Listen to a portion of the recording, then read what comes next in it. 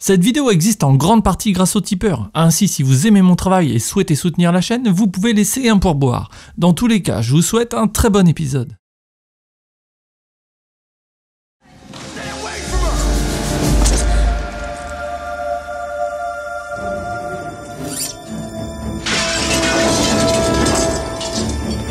Je pense que j'ai dû satisfaire là un fantasme de vengeance qui remontait à la fac ou au lycée. Je crois que ça m'a fait du bien. Chef-d'œuvre ultime de Tim Burton, Édouard aux mains d'argent est indéniablement son film le plus riche et puissant, mais surtout le plus personnel, introspectif et poétique. Bien loin d'un conte de Noël classique, nous avons là en réalité une œuvre psychanalytique, nous contant son rapport au monde, au réel, à l'uniformisation, à l'exclusion, au rejet, à la création, à la différence et bien sûr au rapport qu'entretient l'artiste avec son œuvre, en lui donnant vie dans un monde aseptisé, pas toujours prêt à la recevoir. Il s'agit donc là d'une véritable satire du conformisme américain, nous interrogeant sans cesse sur l'opposition de différents mondes, permettant ainsi de se questionner sur comment la pureté et l'innocence peuvent être détruites par une société conformiste, cynique et rejetant tout ce qui est différent. Édouard aux mains d'argent est donc un film aux thématiques et réflexions extrêmement riches et profondes. Une œuvre particulièrement touchante, empreinte d'humour, d'émerveillement, de mélancolie, mais également d'une certaine désillusion, et surtout d'une poésie rarement égalée. Plongeons donc dans ce chef-d'œuvre et découvrons en quoi ce conte de fées dissimule en réalité une œuvre cathartique, permettant symboliquement à Tim Burton de se venger, en réglant ses comptes avec la société.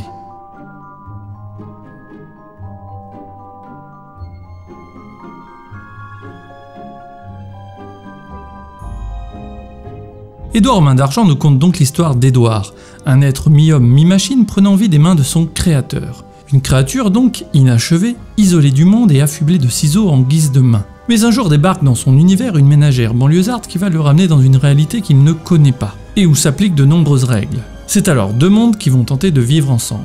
Mais cet être pur et innocent essayant de se conformer à cette société, va surtout se confronter à la dureté de la réalité humaine et d'un monde sans pitié. Édouard aux mains d'argent repose finalement sur une idée assez simple, mais lui permettant de traiter de nombreux sujets au travers de l'opposition de différents mondes. Comme bien évidemment l'imaginaire face au réel, l'enfance face au monde adulte, l'innocence face au cynisme, et bien sûr l'artiste face au conformisme.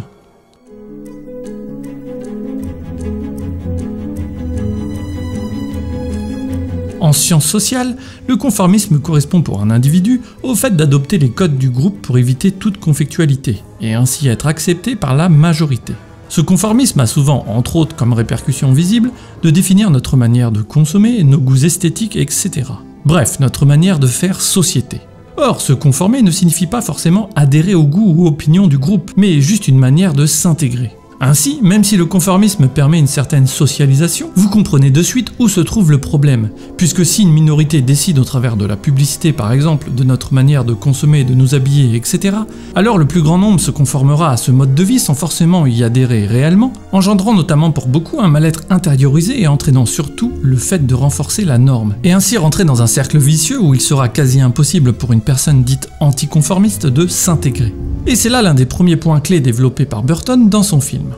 En effet, après un générique onirique teinté de noir et blanc, de création et d'architecture aux courbures prononcées, empruntant comme à son habitude au surréalisme allemand, Tim Burton entame une première rupture aussi bien dans sa réalisation où sa caméra était en mouvement jusque-là, que dans les couleurs avec l'apparition soudaine et en plan fixe d'une banlieue américaine colorée, à l'architecture cette fois très anguleuse, accentuant directement l'aspect figé et oppressant de ce genre d'endroit où le poids du conformisme règne. Et c'est ainsi qu'il nous livre sa vision des banlieues américaines et leur uniformisation, où l'artificialité des couleurs préfigure déjà l'artificialité des rapports humains. L'on découvre donc ce quartier où tout est identique, sans personnalité, décrivant un mimétisme social à l'opposé total de ce que nous venons de découvrir précédemment avec la demeure d'Édouard. Ainsi, nous devinons une population suivant parfaitement le destin et quotidien qui lui est tracé. Bien évidemment, tout ceci n'est pas sans rappeler la vision des banlieues américaines et leur aliénation décrite dans American Beauty, chef-d'œuvre auquel j'ai livré une longue analyse et que je vous invite à découvrir. Bref, c'est dans ce décor aseptisé que l'on découvre le personnage de Peg, mère de famille et vendeuse de produits cosmétiques à domicile qui, comme je le disais précédemment, va se confronter à l'artificialité des rapports humains, rapport commençant d'ailleurs de manière non anodine par Burton dans une relation d'achat-vente. Puis il en profite pour nous rappeler à quel point les banlieues des années 50 étaient de véritables espaces d'ennui pour les femmes au foyer de l'époque, aliénées par ce quotidien morne. On TV they say you repairmen are a lonely bunch of people. Housewives get lonely too, although you may not realize it since they haven't made a commercial on the subject. En effet, ici, tout semble réglé comme du papier à musique. Les ménagères calant leur planning sur celui de leur mari et créant ainsi un ballet parfaitement synchronisé, permettant une fois de plus d'insister sur cette uniformisation. Et ce véritable lieu d'ennui expliquera notamment pourquoi celles-ci sont dans cette œuvre de véritables commères animées de jalousie, curiosité, etc. Puisque de fait excitées par l'entrée soudaine de l'inconnu dans leur quotidien. Ainsi, même si à première vue Tim Burton nous donne l'impression d'un regard amer sur la plupart des femmes de ce quartier, il en fait en réalité à la fois les victimes d'un mode de vie pour devenir par la suite les bourreaux comme toute sa population. Mais ça, nous le verrons plus tard. Bref, pour en revenir à Peg, c'est l'incapacité de vendre ses produits qui va l'amener à quitter le conformisme de sa banlieue, pour aller se confronter à l'anticonformisme de cette maison posée sur cette colline. Et ce qui est intéressant ici est de voir comment cette demeure incarne depuis leur perspective quelque chose d'inquiétant. Comme pour nous dire que tout ce qui sort du cadre est à première vue effrayant. En d'autres termes, que l'anticonformisme effraie notre quotidien. Et c'est donc ici que pour la première fois, deux mondes opposés vont entrer en contact. Celui de l'imaginaire, symbolisé par cette demeure, et celui de la réalité incarnée par Peg. Deux mondes dont la rencontre semble déjà impossible, du moins improbable.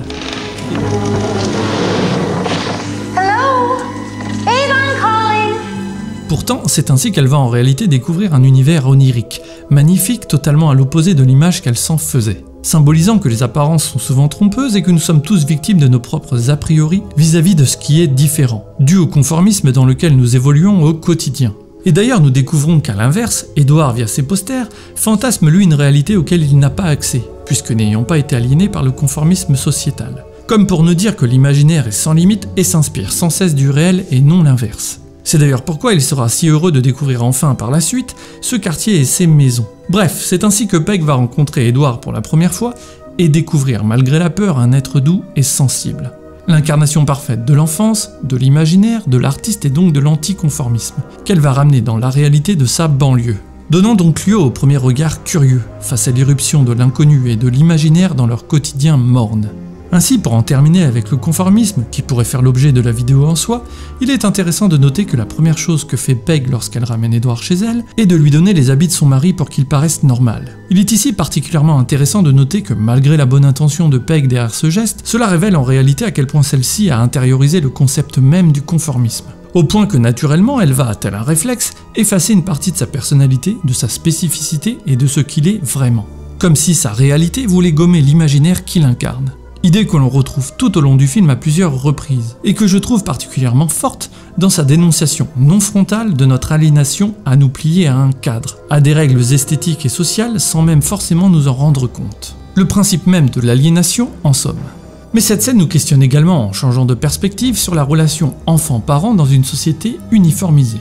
En l'occurrence, ne s'agit-il pas de conformer notre enfant à la société dans laquelle nous avons été éduqués, étouffant donc sa personnalité, sa différence ou son potentiel créatif? Lui laissons-nous le choix ou recréons-nous perpétuellement ce que le conditionnement de celle-ci a produit sur nous-mêmes? Et il semble clair que Burton y apporte sa réponse et qu'elle est limpide. Notamment au travers de cette scène flashback où Edward se souvient d'une des leçons de son créateur, où ce dernier lui dit ceci. But etiquette tells us just what is expected of us and guards us from all humiliation and discomfort. Constituant l'une des phrases la plus importante du film et répondant aux questions précédentes.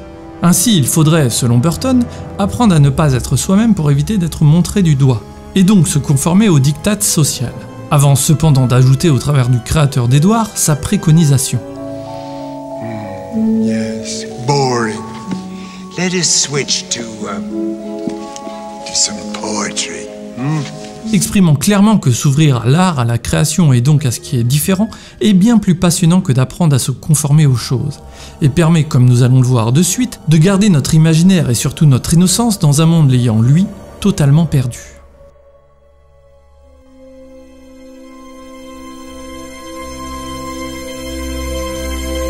L'innocence dans sa définition d'ignorance du mal est dans notre société souvent perçue au sein du monde adulte comme une faiblesse, une naïveté à étouffer, permettant en réalité via ce jugement négatif de détourner le regard d'une société cynique, et ainsi refuser d'essayer de la faire évoluer en la justifiant de fait. Comme si nous devrions tous adhérer au fait qu'étrangement, c'est la personne et son innocence qui sont responsables de subir les maux d'un système basé sur le cynisme, le profit et la manipulation. Comme si l'innocence était un miroir de tous nos maux. Un miroir que nous préférons détruire plutôt que de s'y refléter au risque d'y affronter nos travers. Et c'est ainsi que Burton va utiliser Edward tout au long du film en tant que miroir, bien sûr de l'imaginaire face au réel, mais surtout de l'innocence face au cynisme, afin de dénoncer les comportements humains dans une société qu'il trouve malade. Et quoi de mieux pour incarner cette innocence que l'enfance ? C'est pourquoi lorsque Peg pénètre dans le jardin d'Edward, l'on découvre un monde féerique à l'image même de l'enfance. Une sensation enfantine d'autant plus renforcée lorsque celui-ci, replié dans l'ombre, semble apeuré tel un enfant allant se faire disputer. Symbolique se concrétisant d'ailleurs lorsqu'il dit ceci. What happened to you?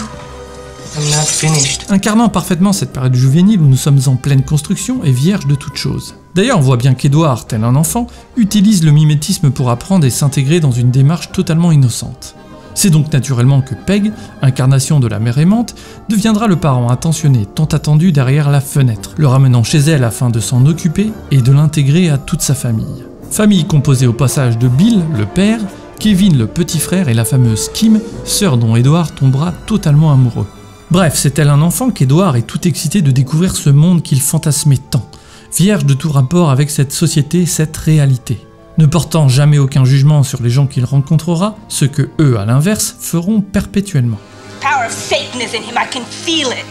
Can't you, if you poor sheep strayed so far from the path? We're not sheep. Et c'est d'ailleurs ainsi que pour la première fois il agira comme un miroir via son innocence et sa naïveté, renvoyant de fait l'absurdité de certains discours. Puis par sa simple présence dans cette réalité, il va agir comme un révélateur du voyeurisme, de l'égoïsme et de la jalousie malsaine du monde adulte, mais également de notre regard face à la différence. Où l'on voit bien, au travers de cette scène tournée à la première personne, que Burton cherche vraiment à nous faire entrer en empathie avec lui, afin de ressentir ce que cela fait d'être dévisagé, jugé et observé en permanence, et renvoyé donc à sa marginalité. Il pousse d'ailleurs cette idée de manière encore plus forte, lorsque toutes les femmes du quartier vont absolument vouloir savoir qui il est et le rencontrer pour pouvoir en réalité de manière égoïste en tirer parti.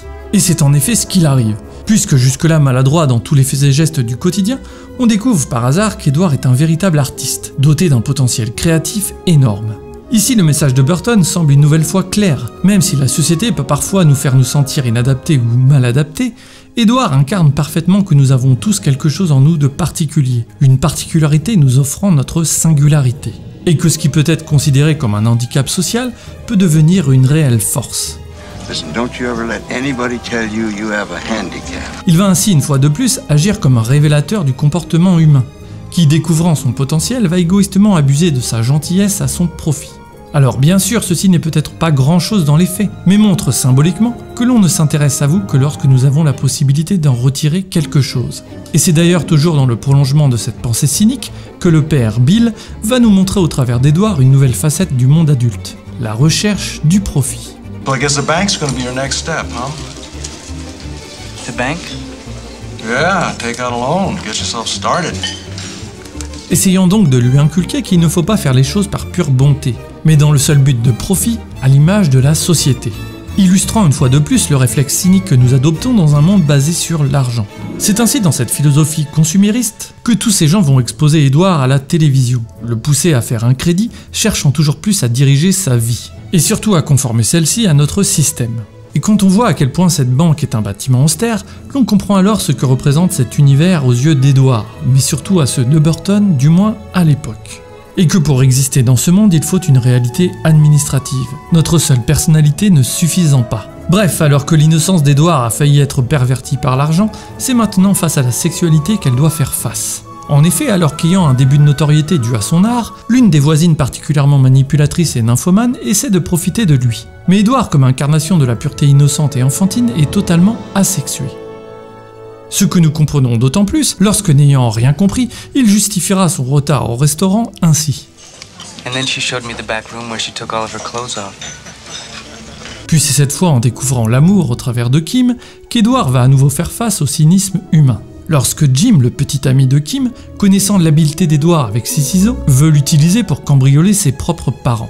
Jim demande alors à Kim, consciente qu'Edward l'aime, d'abuser de sa naïveté pour accepter de faire cet acte pour elle, nous montrant à quel point le cynisme peut aller face à une personne si innocente. Edward, pris au piège, finira donc au poste de police sans que personne ne vienne l'innocenter, découvrant ainsi la trahison.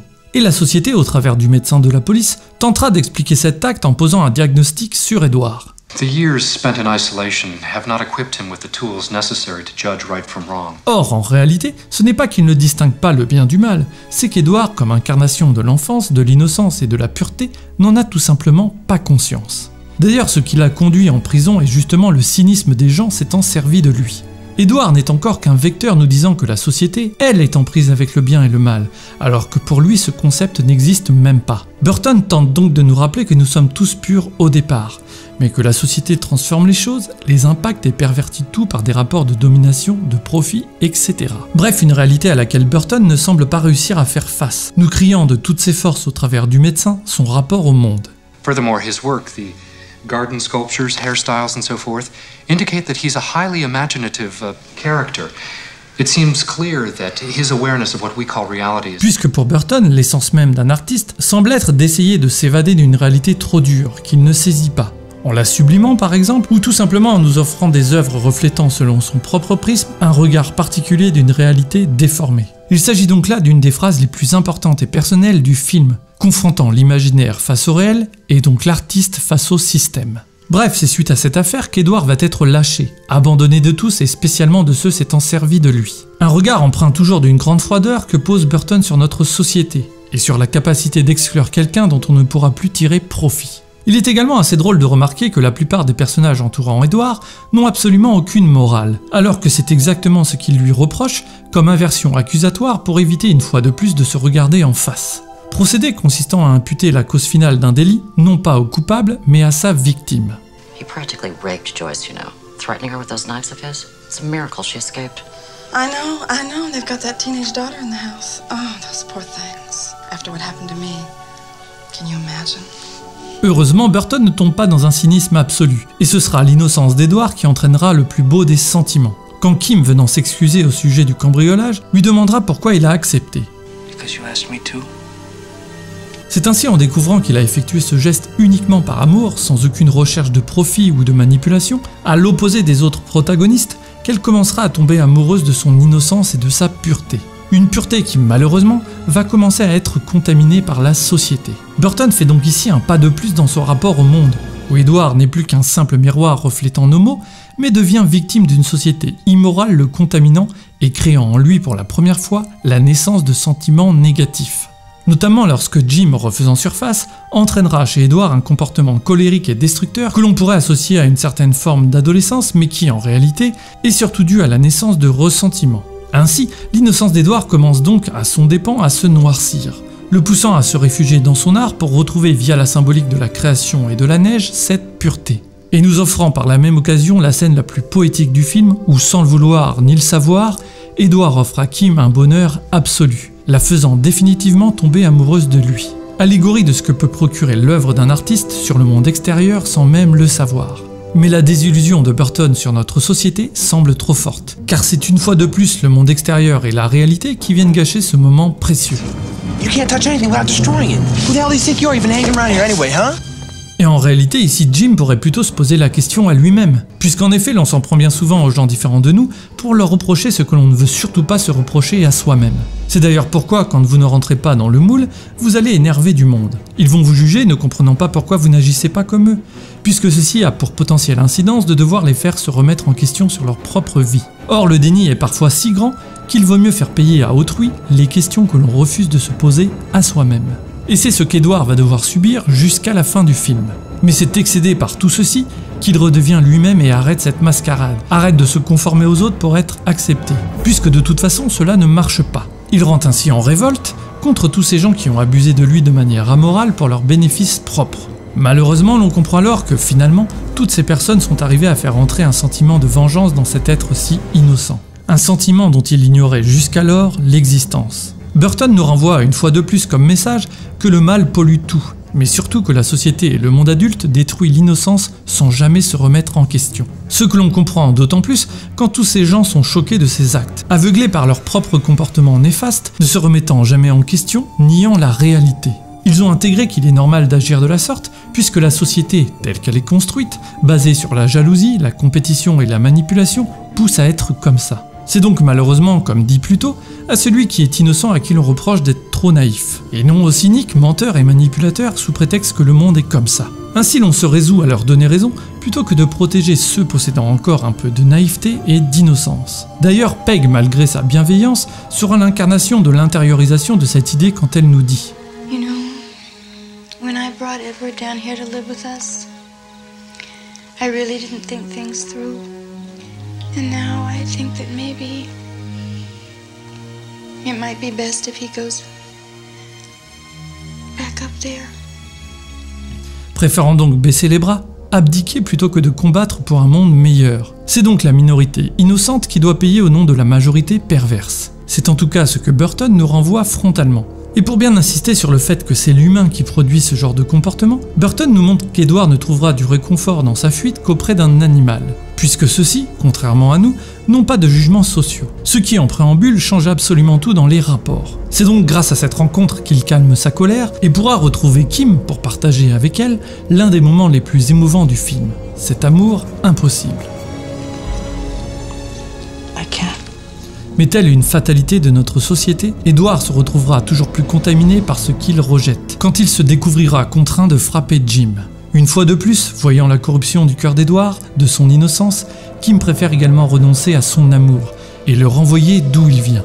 D'ailleurs, il est symboliquement intéressant de se pencher sur le jardin d'Edward, comme révélateur de la pollution de son innocence par le réel. Où avant sa rencontre avec les humains, celui-ci était coloré, beau et pur, alors qu'à son retour, il est grisâtre et rempli de mauvaises herbes. Comme pour nous signifier que son jardin intérieur a été contaminé par toutes ces choses. D'ailleurs, quand à la fin du film il n'a plus aucun contact avec l'humanité depuis des années, l'on voit bien qu'il a retrouvé son innocence et sa pureté, symbolisée à la fois par un jardin à nouveau somptueux, mais également par la neige comme imagerie de pureté totale qu'il offre aux humains.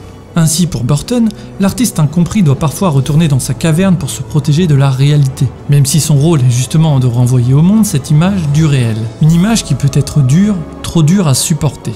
Et c'est ce que fait Edward à la fois en tant qu'artiste, mais aussi en tant qu'œuvre. Et pour rester dans la symbolique du miroir, ces gens préfèrent le renvoyer d'où il vient, plutôt que d'oser le regarder et donc se regarder.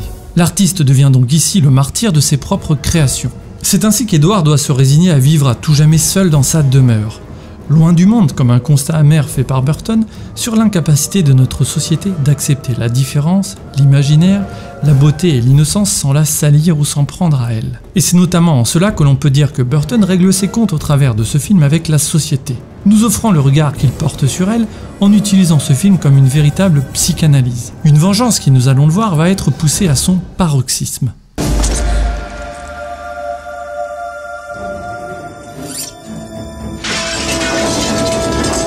Afin de bien comprendre en quoi ce film représente une véritable psychanalyse pour Burton, lui permettant de régler ses comptes de manière satirique avec la société, il faut évidemment, même si cela semble assez évident, se rendre compte qu'au-delà de l'opposition imaginaire versus réel, innocence versus cynisme, enfant versus adulte, Edward nous interroge ici sur la place même de l'artiste dans notre société. Un artiste qui bien sûr n'est autre que Tim Burton. D'ailleurs, il a clairement créé ce personnage gothique à son image alors qu'il était encore un adolescent. Adolescent en pleine souffrance dans un monde qu'il ne comprenait pas, mais également dans un monde qui ne le comprenait pas également. Un sentiment d'impossibilité à vivre dans une société si réellement artificielle, le renvoyant dans son imaginaire. Edward a beaucoup à voir avec mes souvenirs d'enfance à Burbank, l'une des banlieues de Los Angeles où la population est blanche et très classe moyenne.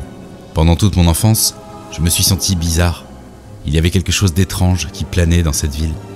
Les gens y étaient artificiellement amicaux, mais uniquement en surface, comme s'ils étaient forcés à l'être. Grandir dans ces banlieues, c'est grandir dans un univers sans histoire, sans culture, sans passion. Les gens écoutaient de la musique, mais l'entendaient-ils vraiment? On avait l'impression que tout leur était profondément indifférent. Ainsi, Burton, déjà animé d'une force créatrice forte, avait cette sensation que l'on ressent dans son film, de vivre dans un monde où tout est réglé comme du papier à musique, un monde où les gens semblent attendre impatiemment l'inattendu pour les sortir de leur quotidien, mais qui pourtant, au final, ne seront jamais prêts à s'en détacher, préférant in fine rejeter tout ce qui les sortirait de leur routine, plutôt que de se remettre en question et évoluer. Adolescent, j'avais énormément de mal à communiquer avec le reste du monde, à lier des relations avec les autres. Et ma personnalité n'avait rien à voir avec l'impression que je donnais. Je me trouvais, comme tant d'autres, dans l'impossibilité d'exprimer les sentiments que j'éprouvais. Edward lui aussi veut toucher ceux qui l'entourent, mais ne peut le faire. Son désir créateur est en même temps un désir destructeur. Je me suis rendu compte très jeune que la tolérance n'était pas chose répandue. On doit, très tôt, s'aligner sur certains schémas, en tout cas aux États-Unis. Dès notre premier jour d'école, on nous explique que celui-ci est intelligent, mais que celui-là ne l'est pas. Que celui-ci est normal, mais que celui-là est bizarre. On te fait entrer immédiatement dans des catégories. Du coup, il fallait ou bien se fondre dans la masse et renoncer à une grande part de soi-même, ou bien posséder une vie intérieure, et donc se couper des autres. C'est dans mon agacement face à ces principes que j'ai puisé Édouard aux mains d'argent.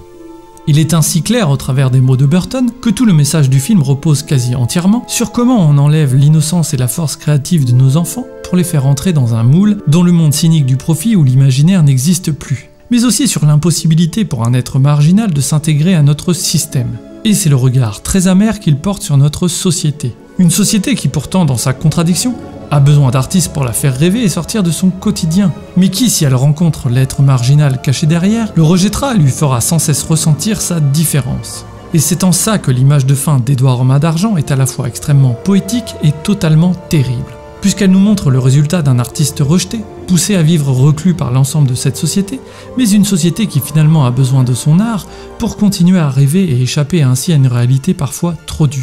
Et c'est à la fois cette contradiction et surtout cette injustice que Burton semble crier à la face du monde, puisqu'il fut certainement rejeté toute sa jeunesse pour son étrangeté, qui pourtant aujourd'hui nous fait tous rêver. Voilà en quoi ce film est si riche par les nombreuses strates et niveaux de lecture qui le composent.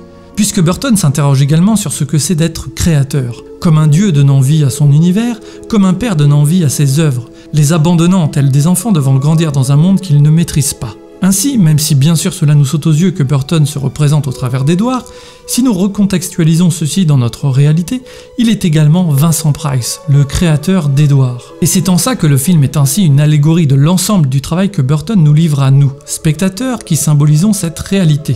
Ainsi, Édouard devient lui-même le film que nous propose Burton. C'est d'ailleurs pourquoi Édouard est dans la fiction à la fois l'artiste mais aussi l'œuvre de quelqu'un, puisqu'il est simultanément Burton mais aussi son film. Il incarne ainsi la création que propose Tim Burton à notre monde, puisqu'une fois l'œuvre créée, l'artiste en quelque sorte meurt de fait, pour la laisser exister en tant que telle dans une réalité bien loin de l'imaginaire l'ayant créée. Et c'est ce que fait Vincent Price et donc Tim Burton en nous offrant son film, devant le laisser vivre par lui-même. Et l'on voit bien dans quel état d'esprit il le fit à l'époque, hanté par cette peur ancrée en lui depuis toujours d'être incompris. En réaction à cet univers dans lequel j'ai vécu toute mon enfance, j'ai choisi une manière de me placer au-dessus, d'être en dehors, d'aller au-delà, de vivre dans un lieu qui ne ressemble pas à un intérieur de boîte à chaussures. Ici, l'on sent bien toute l'amertume de Burton se cachant derrière ce que l'on pourrait prendre comme une pointe de condescendance. Il semble que sa blessure ne s'est jamais refermée et qu'il vivait son côté créatif comme un véritable handicap social. Et une fois de plus, il n'est donc pas étonnant, au travers d'Édouard, d'avoir un personnage possédant un handicap physique à l'origine de son art, mais également à l'origine de son inadaptabilité sociale.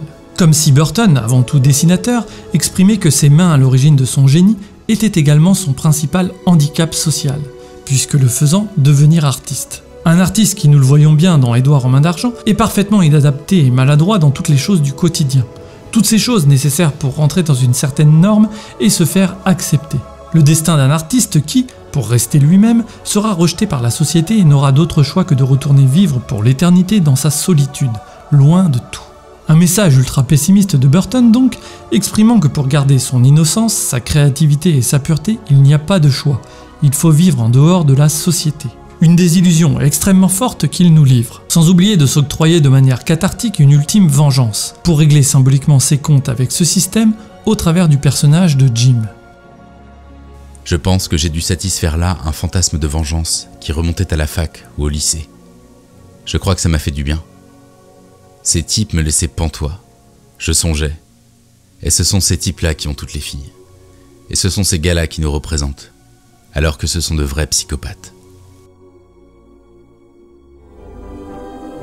Voilà donc en quoi réside toute la violence d'Édouard aux mains d'argent, qui si nous le regardons sous un angle purement psychologique, est extrêmement dur et pessimiste dans le message qu'il véhicule. Ce qui en fait une œuvre extrêmement bizarre puisque considérée généralement plus comme un conte de Noël gentillé qu'une véritable tragédie. Et c'est là tout le génie de Burton avec ce film. Nous avoir livré un emballage extrêmement poétique, merveilleux, à l'image de ce que l'on se fait de Noël, pour mieux nous mettre en confiance et nous laisser imprégner du réel message de fond, s'attaquant justement au cynisme de toute cette mascarade, avec un regard pessimiste ou réaliste au choix sur notre monde, notre société et son incapacité à s'ouvrir aux autres, et accepter la différence et l'inattendu, mais qui pourtant en a besoin pour rêver. une société particulièrement hypocrite et égoïste donc. Ainsi, même si Édouard aux mains d'argent possède les codes esthétiques du conte de Noël, il est clair qu'à mes yeux il s'apparente bien plus à un véritable drame psychologique, psychanalytique et cathartique, créant le chef-d'œuvre ultime d'un des réalisateurs le plus atypique qu'Hollywood ait connu. Bref, Édouard aux mains d'argent nous propose de garder un peu de notre innocence, de notre naïveté, de notre créativité, de notre enfance, et donc de notre émerveillement dans un monde rongé à ce point par le cynisme, le profit, la compétitivité, le jugement et le conformisme social. Alors essayons chacun de lutter en gardant la part d'enfant qui est en nous et qui espérait tout sauf ça. Soyons créatifs, anticonformistes, bienveillants et luttons pour notre émerveillement quotidien. Et surtout n'oubliez pas que pour survivre, faut bouffer de la culture. Love.